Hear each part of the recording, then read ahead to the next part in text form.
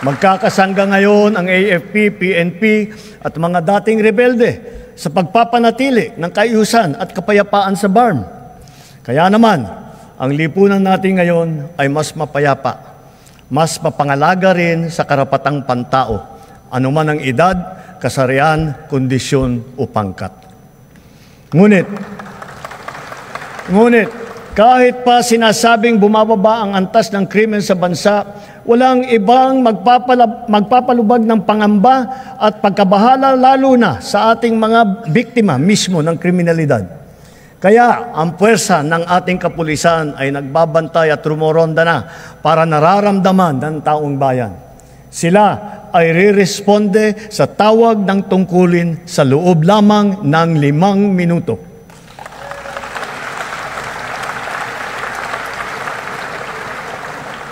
Nagtutulungan ang buong pamahalaan para lutasin ang mga kaso ng mga nawawala dahil sa walang pakundangang kagagawan ng mga sindikato sa likod ng madilim na mundo ng mga sabungan. Hahabulin at pananagutin natin ang mga utak at mga sangkot, civilian man o opisyal.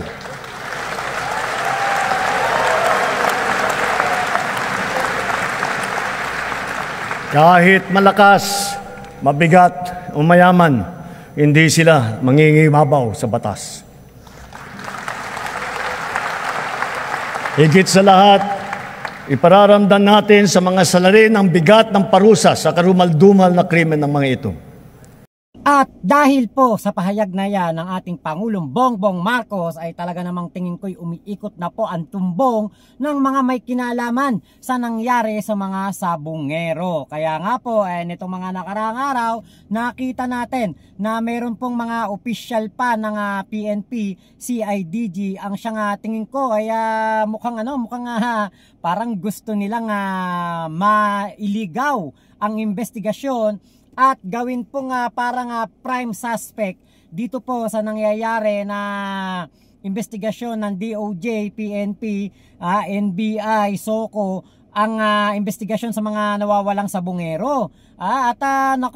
Ito po nakikita natin na mga balita ay meron pong sinasabi itong ating DOJ Secretary patungkol po sa isang tao na mataas ang posisyon nito, At ito nga po ay sa katauhan nitong si General Macapas na parang ang dating po ay parang gusto niya na maging prime suspect itong si Dondon Patidongan o alias Totoy. Ito pong kumbaga tinuturing ngayon ng mga suspect ay hindi sila ang maging suspect. Alam niyo naman kung sino yung suspect ngayon sa mga nawawalang sabungero. Pero dahil sa tindi ng yaman, tindi ng koneksyon at tindi ng kumbaga mga nabiyayaan daw po dito sa kayamanan na ito, ngayon po meron pong mga taong kumikilos para po siya ay pagmukhaing inosente. Etong si Dondon ang kanilang EDDN. Delikado si Dondon kapag ganyan. Buti na lang talaga at ang ating DOJ Secretary at ang ating PNP Chief ay hindi po basta-basta maililigaw at hindi po maiimpluwensyahan at hindi po mababayaran. Sama pa natin ang ating NAPOLCOM Chief, si Attorney Kalinisan, Rafael Calinisan, na siya nga po mismo nagbunyag na merong ilang mga tao na gusto pong magtulay at makipag-areglo, makipag-tawaran para po maabsuelto ang mga PNP na kinasuhan na po dahil po sa pagkakasangkot sa nawawalan sabungero. Ito po ang sinabi ni DOJ Secretary Boying Remulla. So, sir, after po yung sonda kahapon ni Pangulo, tungkol po dun sa missing sabungero sa banggit po niyan, may bago po ba tayong gagawin or mas paliitingin pa? Malalaman nyo very soon. Meron kaming bagong testigo na lalabas. Sir, how important ito yung bagong testigo? Napakahalaga. It bolsters the credibility of Totoy. Sir, medyo konting gaano po kabigat yung mga sasagot? Kasi may naging problema dati ang investigators to identify somebody. Yung somebody na ina-identify, ito yun. So sir, ano siya, maaaring isa din siya sa mga medyo may kinalaman talaga doon sa pagkawala. Hindi lang yun, tsaka hindi lang to testimonial evidence, may real evidence na involved dito. Meron ditong totoong ebidensya na bukod sa kwento, meron itong sariling ebidensya pa na kalakit kasama nito. Sir, bagong pangalan ba itong nireveal niya? Or... Medyo bago. Hindi pa namalabas sa inyo. Hindi pa namalabas sa media. Sir, civilian po ba ito? Civilian. Yeah. So, abangan lang. Kasi nga, nilalapat pa namin lahat. Nagkaroon kami ng konting aberya. Kaya nga sinabi ko noon, makikiusap ako kay General Torre na i-relieve yung isang service commander. At nangyari naman. Kaya ngayon, malinaw na naman ang aming landas patungo sa paglutas nitong problema nito. Sir, bakit po pinarelieve yung isang service commander? Parang hindi angkop ang kanyang kilos sa magandang pag-resolve ng kaso. Hindi, parang lang, ayoko kasi nag-aalangan ako na tao. Ito kasi very important witness to. Sir, siya po ba ikasama? Ito pong pinarelieve dun sa 12 pulis na Hindi. So, hindi naman po sinasabi na may kinalaman talaga siya. Medyo alam hindi naman. Pero meron siyang kinilos na hindi ko gusto. Alam nyo, napakahalaga ng gantong tiwala sa prosesong to. Tiwala ang pinakamahalagang rito, magkaroon. Kasi pag wala kang tiwala, paano magsasalita ang mga tao? Hindi buo ang tiwala. So yun lang ang aking sinigurado. So ang kinilos po nitong si General Macapas, dating CIDG, kumbaga parang nakakabahala para kay DOJ Secretary Boying Remulla dahil nga po meron nitong ginawa daw po na hindi nagustuhan ni Sec Boying. Ano lang ba naman yung mga hindi magugustuhan ni Sec Boying? Ilan lang naman yan, di ba? Ang isa sa mga naiisip natin ay etong si General Macapas ay gusto ngang iligaw ang investigasyon at gawing prime suspect sa mga nawawalang sabungero si alias Totoy Dondon Julie Patidongan. Etong si alias Totoy gustong gawing suspect talaga. Actually hindi naman kumbaga parang sa atin naman si alias Totoy kasama pa rin naman siya. Pero siya po ay isa sa mga kumbaga parang magiging star witness dahil nga po sa kanyang mga isiniwalat na talaga namang accurate at meron po talagang napatunayan na katotohanan ang kanyang mga sinasabi. So etong si alias Totoy ay pwede pa rin po na maging suspect, pero tingin ko mababa lang ang kanyang magiging kasalanan dahil nga po siya ay nakapagbibigay na o nakikipagtulungan na sa ating gobyerno. Dahil hanggang ngayon naman ay meron pa rin po siyang kaso. Hindi pa rin po nababasura yung kanyang kaso kasama ang 5 pa na mga gwardiya ng Manila Arena na sinampahan po ng kaso way back 2021 ba? 2022. Hanggang ngayon po ay meron pa rin po siyang kaso doon. So hindi pa rin naaalis ang kanyang pagiging suspect sa mga nawawalang sabungero. Pero kanya pong pinapatunayan na siya po ay biktima lang din. Pinapatunayan niya at sinasabi nga niya sa ating DOJ, PNP at sa malahat po ng mga kumikilos para malutas ang kaso na ito ng mga missing sabungero, ay sinasabi nga niya na siya ay biktima lang din at siya po ay parang nadiin lang dahil nga po dito sa sinasabi niya na kanyang dating amo na si Atong Ang, di ba? So yun lang po yung paglilinaw lang diyan. Meron pa rin pong kaso dito si alias Totoy. Ngayon meron paliwanag diyan si General Macapas. Pero kayo na po humusga, pakinggan po ninyo. So this time, naming whistleblower Julie Dondon Patidongan as the supposed mastermind. The alleged brains behind the scheme, the CIDG chief himself, who has now been relieved from his post. Let's get on point with former CIDG Chief Police Brigadier General Romeo Macapas. General Macapas, maraming salamat po sa inyong oras. Magandang gabi po, ma'am. Maraming salamat na mapakinggan ng madla ang aking side. Pag-usapan po natin ang inyong inclusion, ang inyong papel dito sa issue ng missing sabungeros. Gaya ng sabi ko po kanina, a new twist. O sabihin po natin, update dito sa kaso ng mga missing sabungeros. Ang lumalabas, General, kayo daw ang itinuturo na pasimuno sa pagtawag sa mga pamilya ng mga missing sabungeros at ipapirma sila ng panibagong affidavit kung saan itinuturo na mastermind ay ito pong si Dondon Patidongan. Unang-una, General, pinatawag niyo ho ba yung mga pamilya ng missing sabungeros? Ganito yun, ma'am. 2 beses lang kinausap ko yung mga pamilya ng biktima ng mga sabungero. Nung una, nung pinangako ko sa kanila na yung missing na 2 tao na nakikita sa CCTV ay kukunin ko from the outside country.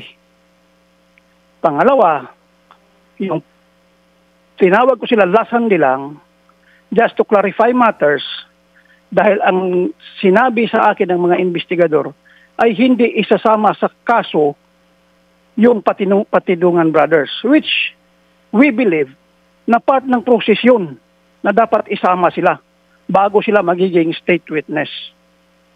So, wala akong kinausap na pamilya or sino man na papirmahin sila ng affidavit kung ano-ano man. Ang sa akin, sabi ko sa kanila, dapat hustisya para sa lahat, para sa kanila. Wala akong tinawag. In fact, isa lang ang sumipot noon.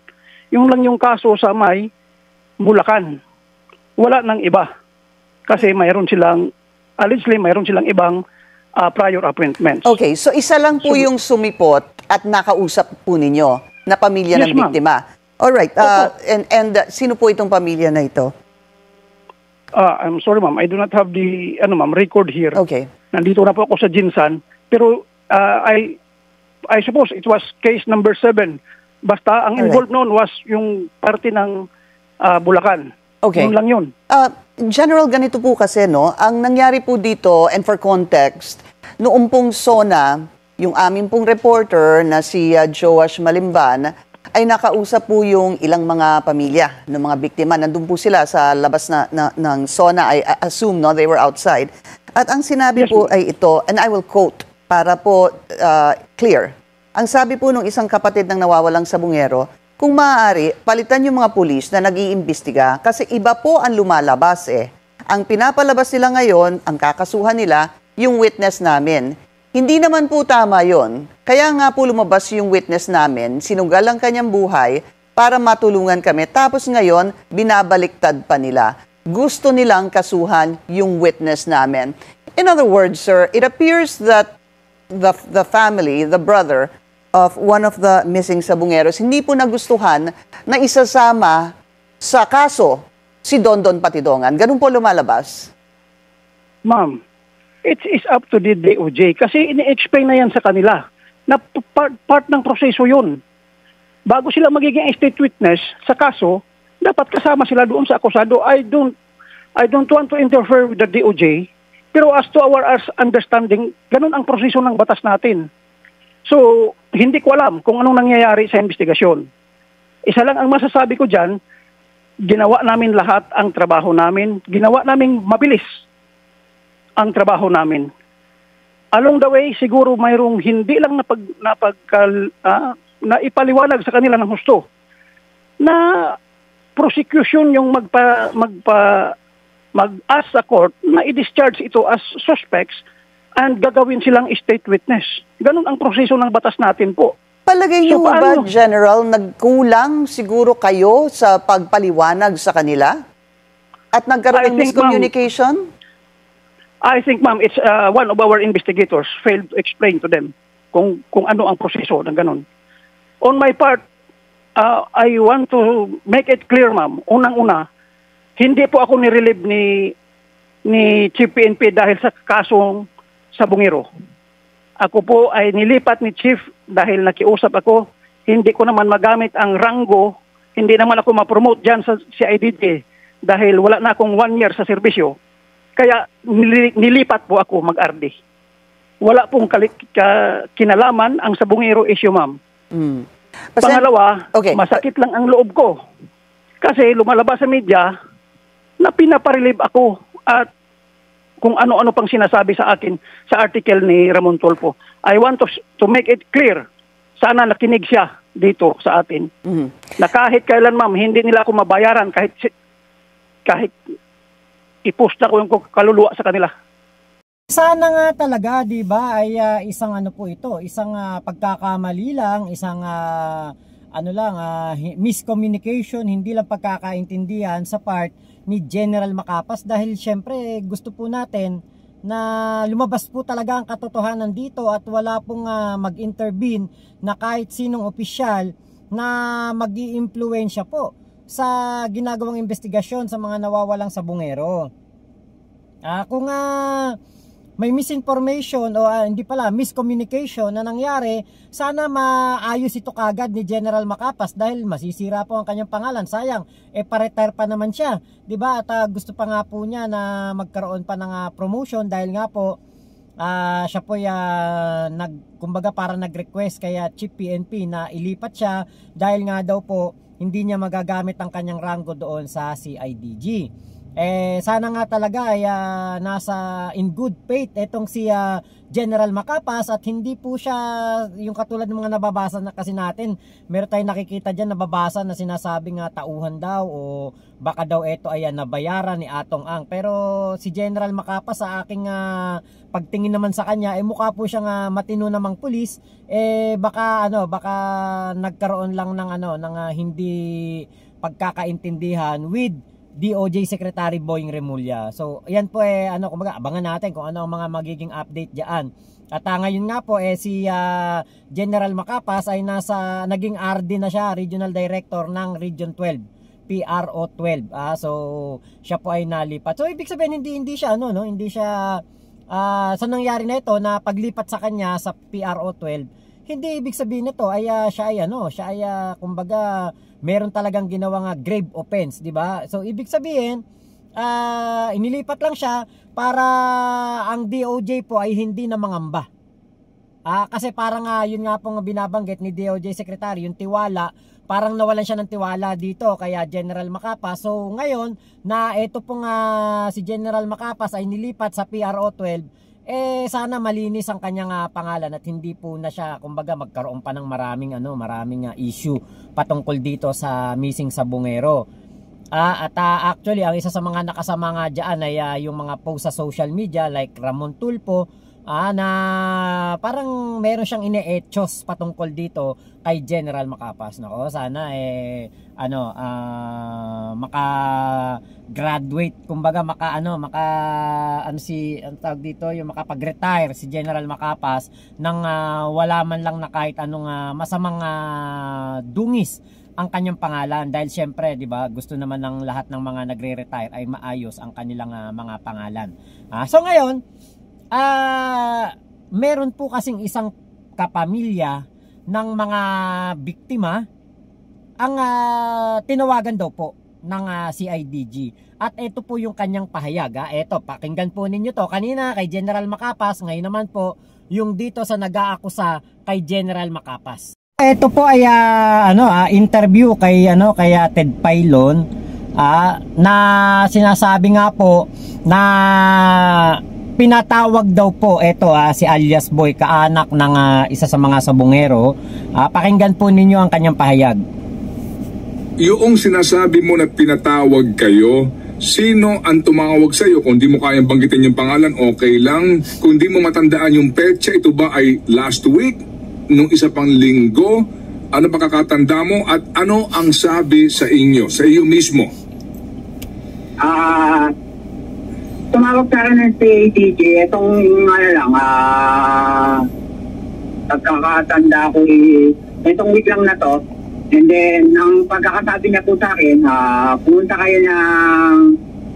pinapapunta kayo ng CIDG, gusto kayong makausap ng director. And then, sabi niya, gusto niya kami makausap, and then gusto lang po tinanong, para saan po yung patawag? And then yun nga, sinabi nila na about dun daw po sa affidavit namin na para mag-file ng kaso. And then yung before po kasi kami tinawagan po muna ako noon. Siguro mga 3 days before, bago po yung patawag, natawagan na po ako noon kasi pinapalo up po yung about sa case po namin . Pinapalo up po yung sa affidavit namin. Ngayon po, nung tinawagan po ako, ang sabi niya sa akin, isa raw po sa kakasuhan namin which is yung witness namin na si Dondon Patidongan. So, doon po, nag-react na po ako. Bakit niyo po kakasuhan yung witness namin? Siya nga po yung pinaka-witness namin.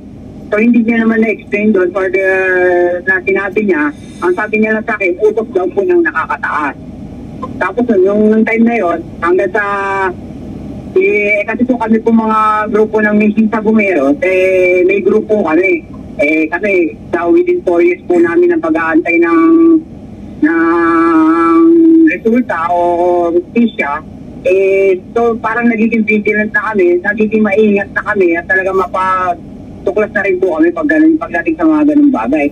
So noon nalaman ko po yun na nakakasuhan daw po nila si Julie Patidongan na utos na nakakataas sa kanila, doon na po ako nag-react. Bakit po? Bakit kailangan kasuhan? Yun nga po ang witness namin. Kaya po yung time na yon, hindi na rin po ako nagpunta nung sa patawag nila kasi nga po, parang nadadivert na po kasi yung kaso Ang iba naman, kung nakakasuhan nila si Dondon Patidongan, pagdating po sa case namin, wala naman po kinalaman sa Dondon na dapat siyang kasuhan. Yun po yung nangyari. Okay. Yung bang tumawag sa iyo, kilala mo na siya? Talaga bang pulis siya sa CIDG? Yes po, pulis po siya. Babae ito lalaki? Lalaki po. Itong tumatawag sa iyo, nakaharap mo na ito kasi nga, di ba nagpupunta kayo doon at kayo ay nagbigay na ng affidavit ng kwento ng salaysay sa kanila? Opo, nakaharap ko na po. So meaning itong tumatawag sa iyo na taga CIDG, totoong pulis, nakaharap mo na at noong una katulong niyo para nga sa kaso? Opo. Okay. Yung bali nakaharap ko na po siya. Okay, sige. So yung affidavit, taga Krami ito, no? Yung tumatawag sa iyo, di ba?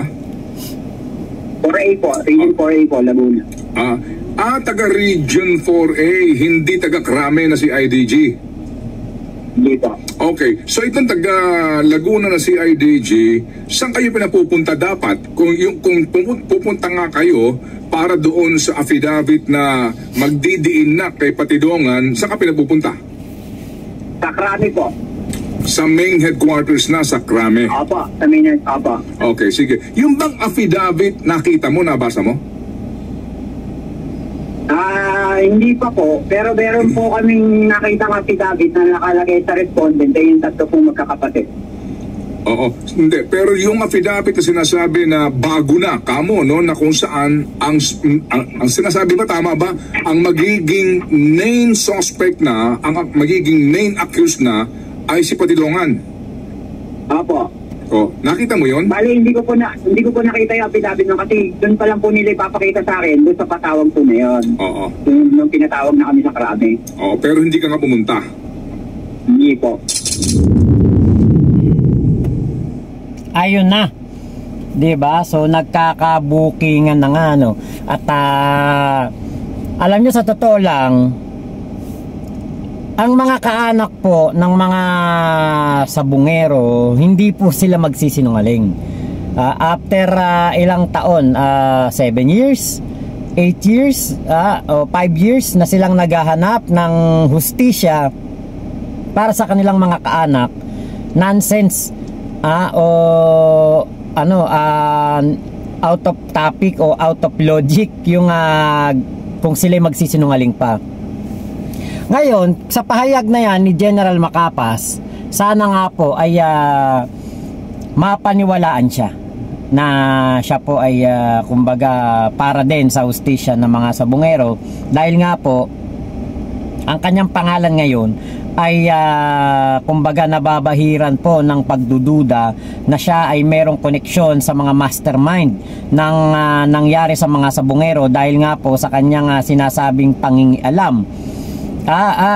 Yung nabanggit nung si alias Boy na siya po ay tinawagan ng CIDG Laguna at pinapapunta sa Krami para pumirma ng bagong affidavit na ang magiging mastermind o ang itinuturo doon sa affidavit ay itong si alias Totoy Dondon Julie Patidongan. 'Di ba? Isa po itong senyalis din na kung totoo na may kinalaman dito si General Macapas, ibig sabihin napaka makapangyarihan po talaga ng ano na ito, ng tinuturing na mastermind o sinasabing mastermind, dahil nga po, biruin nyo, General Macapas yan, 'di ba? At dating CIDG chief. Kumbaga itong kanyang hinahawakan na ahensya ng PNP ay hindi po basta-basta. At ito po ay Criminal Investigation and Detention Group. 'Di ba? Si IDG to, ito yung hinawakan ni General Torre, ito yung kumbaga ahensya ng PNP na talagang humahabol sa mga kriminal. Ngayon, kung ito ay may impluwensya ng mastermind, ng mayamang mastermind, at ang tinuturong mastermind ay si Atong Ang, magkakaroon sila ng collaboration ni General Macapas, 'di ba po? Parang nakakadismaya po talaga. Kaya sana ay maliwanagan. Kasi si General Macapas ang nasisira dito sa issue na ito. So yun lamang po, maraming salamat sa pagsama nyo dito sa aking vlog na ito. Ingat po kayo, nasa mang panig kayo ng mundo. Momo chup chup, love you. God bless us all, Pilipinas. God first, salamat po.